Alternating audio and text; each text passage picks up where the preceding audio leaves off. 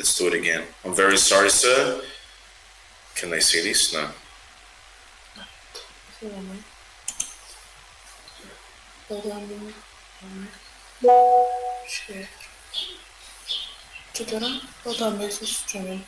Where?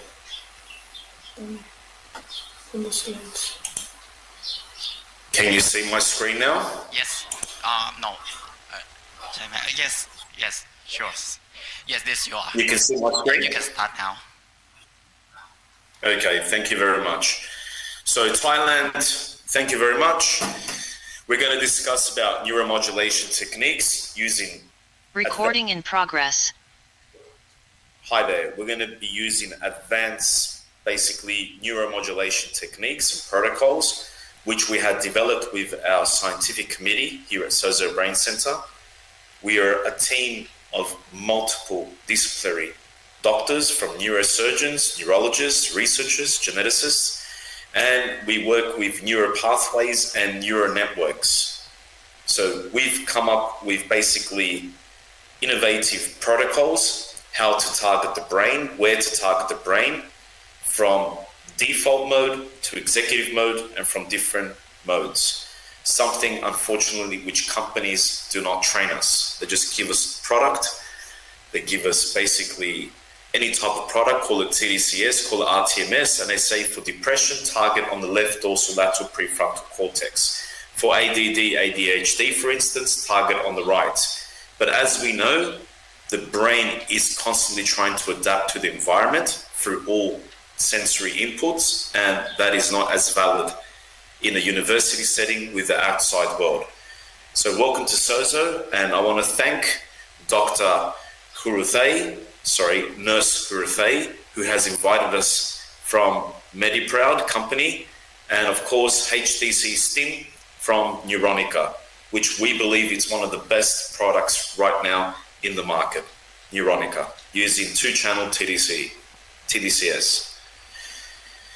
As you can see, we have been utilizing non-invasive brain stimulation for the last years. We have trained over 100 doctors from different fields and avenues using non-invasive brain stimulation.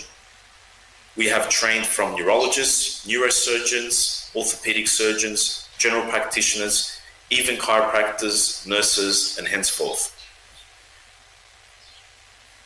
Sozo Brain Center is a large network of medical and health practitioners from around the world. We are over now 104 clinics, and we're utilizing non-invasive brain stimulation. We're going to focus mostly on tDCS, 2-channel from Neuronica, using cases. My background, I am born and raised in Australia, studied at the Western Sydney University. From there on onwards, I was an assistant lecturer in anatomy and pathophysiology. And then I had basically moved on to my further studies in spinal deformities. I've worked along with orthopedic surgeons, microsurgeons. However, I did suffer with chronic pain. All the treatments which were offered to me by colleagues and fellows like neurologists, surgeons, failed. I was suffering with fibromyalgia.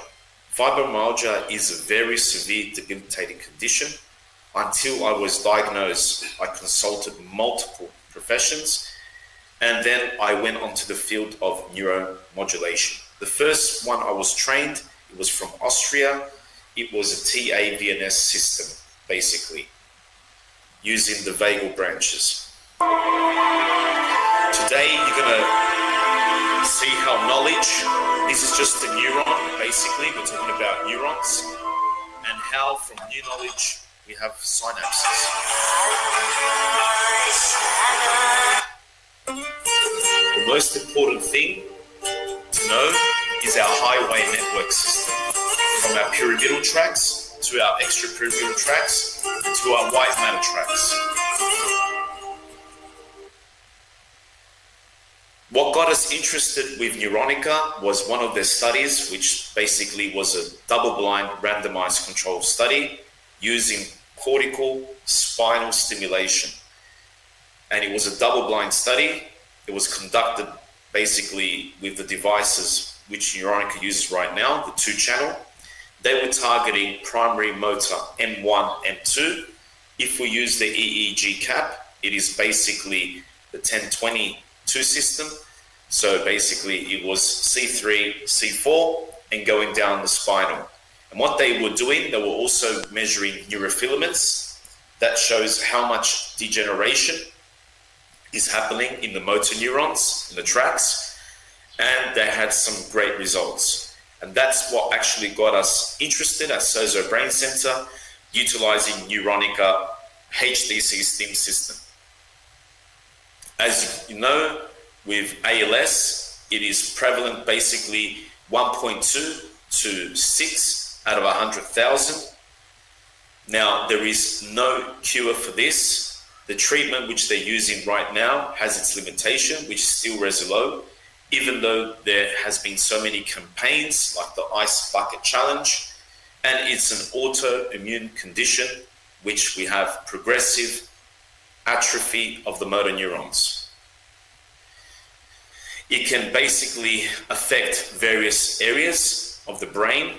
It can affect basically the bulba, which has to do with speech, with talking, with swallowing, with balance.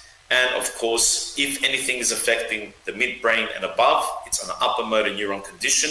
If it's affecting from the midbrain below, it's a lower motor neuron region. And as we know with the Lancet, there was a study how it affects various neural network pathways. Now, with upper motor neurons, as you can see, it is mostly stiffness, spasticity, slow range of motion, and they have trouble with chewing, increased tone in the lips, you see the fasciculations around, and difficulty with swallowing. With low motor neuron changes, you get vast atrophy. That's why some people might have a foot drop and they might go through an operation. We had a patient from Australia, Melbourne, recently, an international patient, which they did a surgery to his spine, but after 6 months further down the track, they discovered through basically EMG studies that it was basically ALS. What's the difference between PLS and ALS? PLS affects mostly the upper motor neuron, the tracts, and ALS affects both upper and lower. This is one of our training workshops. There was a gentleman basically at the age of 50. During COVID and after, he was basically reacting to the vaccine. He was against the vaccine in Switzerland. And he was diagnosed with ALS, with cerebellar atrophy. We're using the Neuronica device now, the 2-channel, primary motor, external neuromodulation, tDCS, 2-channel, and spinal. And for the first time, after 7 months, the gentleman instantly got up and walked. Instantly got up and walked. His wife had to send him basically to a nursing care because she couldn't take care of him. And now our fellow Marco, following our protocol from Sozo, using Neuronica device, he is still active, he's still moving. And yes, we've brought hope into their home. We are following ALS patients here in Cyprus, both local and international, and we are happy to say we are satisfied by using targeted stimulation with a 2-channel device called Neuronica. So it's very important to know where to stimulate, how to stimulate, and what your target is. Because many people buy devices, they just buy any device called RTMS, or tDCS, now called TPS, and so many other, or photobiomodulation. But the thing is to know what is really going on in the central nervous system with the peripheral, from a state of homeostasis, from a state to allostasis, and from a state to apostasis. So this is a Neuronica device. I'm going to show it one more time. The gentleman is paralyzed with severe ALS, and just 15 minutes stimulation, neuro stimulation, we get functional operating neural network. So it is quite intriguing. Another thing that's happening around the world now, and I believe it will be the same statistics in Thailand and in Asia as well, that 1 in 5 citizens of the European Union, in America now it's 1 in 4, are suffering with chronic debilitating pain. We know with pain is not in the tissue, pain is in the brain. That's why we say always, the issue is not in the tissue, the issue is in the brain. It is very important to remember this. As we can see with a functional, basically MRI, people with depression, the frontal lobe, because of chronic pain and cortical excitation, it's basically decreasing in the function of the cortical lobe. And you can see people with chronic pain, where it's red, it's also going in the middle, basically dorsolateral regions of the frontal lobe. And you can see healthy controls, the frontal lobe, basically, it's not affected. So every time our species as human beings is under constant stimuli called stresses, external, and then it's over processing, which is called anxiety, then basically you get an influx of cortisol. It affects our HPA axis, that's hypothalamic pituitary adrenal axis, and that starts affecting our frontal lobe, which has to do more with executive function. At Sozo Brain Center, when we use Neuronica device, the tDCS device, we target neural tracks, neural networks. That's what we are doing. We're going from a state of pyramidal tracks, as you can see here, in the gray matter, lamina 6, and then we're going through the internal capsule all the way down from the cortical, thalamic, and all the way down to the spinal tracts.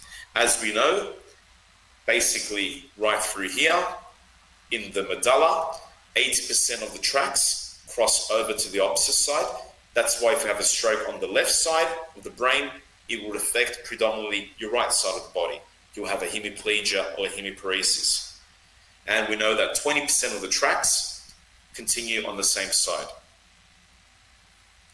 Now, what you're looking at here, these are MRIs, which we use as well, but we're using tactography. Tactography basically is looking at the projections of the white matter. White matter is the highway. Just like in Thailand, you have highway for cars to move around. Now, if you've got an accident or an obstruction, we can target through other highways. Now, what you're looking at here, red, basically shows that there's great blood supply. Blue shows that it is being affected. The wires are cold, so it's been affected. So that can have an impact in either motor, emotional, and so many other things. Now, this is a patient we treated with Neuronica device. Now, with the Neuronica device, you don't need just to target basically the cortical and spine. You can also target other areas through the cervical plexus of the vagus nerve. So you can see it through here. Usually we target the vagus nerve from the carotid sheath using anode. It is a great way we've developed here at Sozo Brain Center.